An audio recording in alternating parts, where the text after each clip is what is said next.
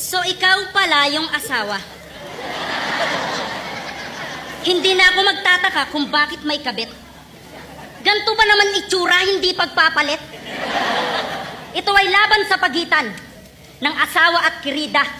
Isang malinis at matino at panirang kontrabida. Basta kabit, masama agad.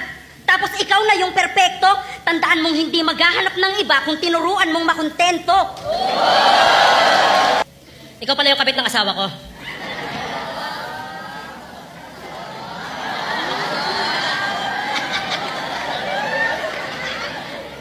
Ang pangit mo.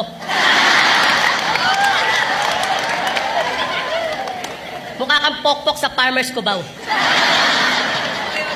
Yung nag-aabang ng lasing na bagong sahod. Ikaw yung babaeng nilalako ng babaeng bungal na mukhang parot.